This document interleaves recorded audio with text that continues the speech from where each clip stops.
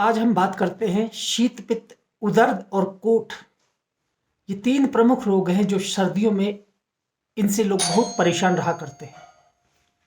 तो इन रोगों में अंग्रेजी में इसे कहते हैं अर्टिकेरिया। अर्टिकेरिया नाम से इसको हम जानते हैं। और इसमें एलोपैथिक जो औषधियाँ होती हैं, एंटी एलर्जिक, स्टेरॉइड्स, इनका सेवन कराया जाता है।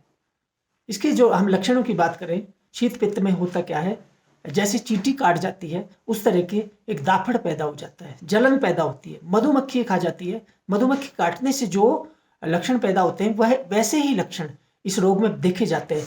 तो इसमें जो है इन तीन रोगों का, शीत, पित्त, उदर्द और कोठ का वर्णन आयुर्वेद के ग्रंथों में मिलता है। लोक भाषा में, आम भाषा में इसे पित्ती उछलना, छपाकी इत्यादि नामों से जाना जाता है। अब ये वैसे तो एक जैसे प्रतीत होने वाले तीनों ही रोग हैं, लेकिन थोड़े थोड़े लक्षणों का अंतर है जिसके आधार पर शीत, पित्त, उदर्द और कोठ में अंतर किया जाता है। तो आयुर्वेद की बात करें तो ये इस रोग में जब वात दोष, वायु दोष जब बढ़ा होता है तो उसको हम कहते हैं शीत पित्त।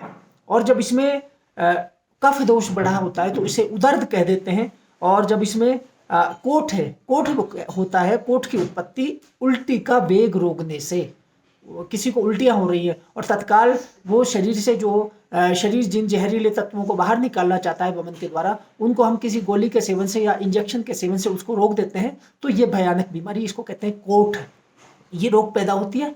तो इसमें जो है, इसमें इसके जो हम बहुत ज़्यादा हम इस समय अब हम आसानी से हम समझ लें कि शीत पित्त कभी भी हो जाता है।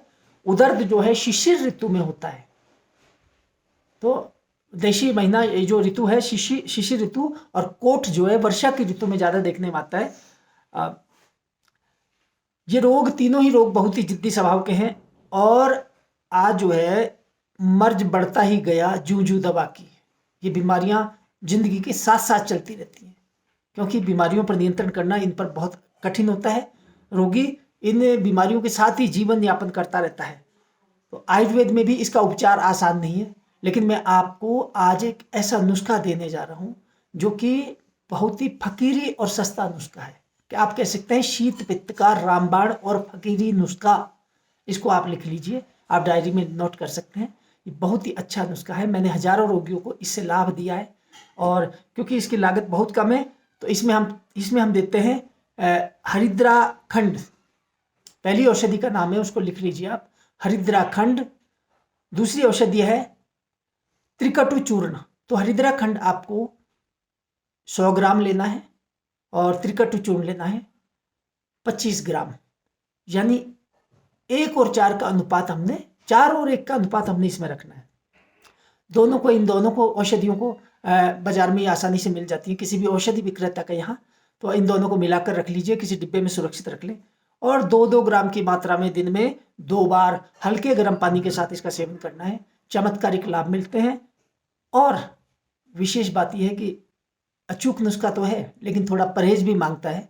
इसके साथ साथ थोड़ा परहेज आपको रखना है। इसमें जो है क्या सेवन करना चाहिए, सबसे पहले हम शास्त्र ने जो बताया उनका बता देते हैं, उनका उल्लेख कर देते हैं कि शीत पित्त इत्यादि इन रोगों में शास्त्रकार लिख रहे हैं, शालीर मुद्गा कुलत्तांच कारवेलम उपोदिकाम वेताग्रम तप्त नीरम च पित्त श्लेष्म हराणी च शीत पित्त उदर्द कोठ रोगिणाम पथ्यमीरितम, ये लिखा हुआ है।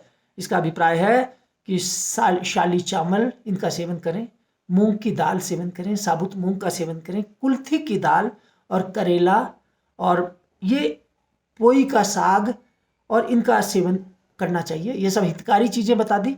और जो चीज़ें सेवन नहीं करनी चाहिए वो है स्नानम आतपम अम्लम च गुरुवंदम च विवर्जेत। योग रत्नाकर में लिखा है, स्नान नहीं करना चाहिए, धूप में ज़्यादा नहीं बैठना चाहिए इन रोगियों को। अम्ल रस की चीज़ें, इमली और अमचूर इत्यादि का सेवन ज़्यादा नहीं करना चाहिए। और गुरु अन्न, इसमें गुरु अन्न में जो भी कठिनाई से पचन जिनका होता है, जो गरिष्ठ भोजन है उनसे बचना। पूरी, कचौरी, मिठाइयाँ, इस तरह की चीज़ें, फास्ट फूड इत्यादि से बचना चाहिए। और भेषज रत्नावली में तो और भी स्पष्ट शब्दों में लिखा है, वो लिखते हैं शीरेक सुजाता विविधा विकारा मत्स्योदक अनुपभवा मिशाणी नवीन मध्यम वमिवेग रोध है प्राग दक्षिणाशा पवनो अन्य निद्रा। और स्नानम विरुद्ध अश्नम आत्पम च स्निग्धम तथाम्लम मधुरम व्यवाय है गुरुवन्यपानानि च शीत पित्त उदर्द कोठामयो वताम हिता विषाणी, ऐसा भेषज रत्नावली में लिखा है। मैं आसान भाषा में आपको बता देता हूँ कि दूध से बनी हुई सारी चीजें बंद कर देनी चाहिए रोगी को। इक्षु जात, इक्षु कहते हैं गन्ने से बनने वाली सभी चीजें, दूध में जो भी मिठाइयाँ है, कुछ भी है, चॉकलेट है, कुछ भी दूध की बनी हुई चीजें सेवन न करें, ऐसे रोगी जल्दी लाभ मिलेगा। मैंने जो नुस्खा बताया उससे इक्षु और गन्ने का प्रयोग नहीं करें, चीनी का प्रयोग, गुड़ का, शक्कर का सेवन नहीं करना चाहिए, और मछली का सेवन मना है।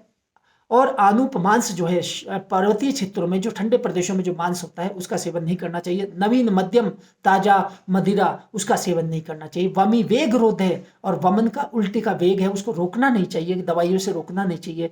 और दिन में सोना नहीं चाहिए। अन्ही निद्रा, अन्ही दिन, अन्ही कहते हैं दिवस, दिन में नींद नहीं लेनी चाहिए। स्नानम, स्नान वर्जित है। विरुद्धशनम, विरुद्ध आहार नहीं करना चाहिए। आतपम, आतप कहते हैं धूप को। स्निग्धम, बहुत ज्यादा घी तली भुनी चीजें सेवन नहीं करें। तथा अम्लम, इमली, अमचूर, मधुरम, मिठाइयाँ, ये सब निषेध है। गुरुवन्य पानानि, गरिष्ठ भोजन, च शीत पित्त कोठा मय उदर्त वताम विषाणी, ये सब उसके लिए विष के समान काम करेंगे यदि आप इन खाद्य पदार्थों का सेवन करते हैं।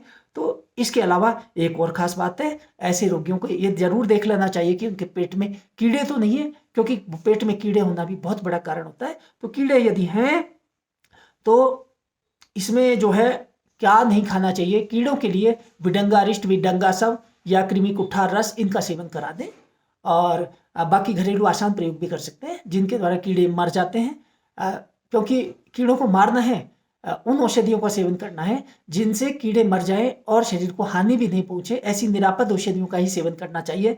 तो यह मैं बता देता हूँ। पेट में कीड़े यदि हैं तो उसके लिए कुछ परहेज रखें, जैसे दूध वाली चीज़ें, घी से बनी हुई चीज़ें, और दही, और हरे पत्ते वाली सब्जियाँ, और इमली, अमचूर, ये जो है मिठाइयाँ, इनका सेवन जिनके पेट में कीड़े हैं उनको नहीं करना चाहिए। लगभग वही परहेज है जो कि शीत पित्त और उदर्द रोग में बताए, वैसे ही परहेज पेट के कीड़ों में भी होते हैं। साथियों, मैं यही मेरे विषय को विराम देता हूँ। इस विषय में और अधिक जानकारी यदि आपको चाहिए तो आप मेरे द्वारा लिखित एक पुस्तक जीवन शैली के रोग और आयुर्वेद पढ़ सकते हैं।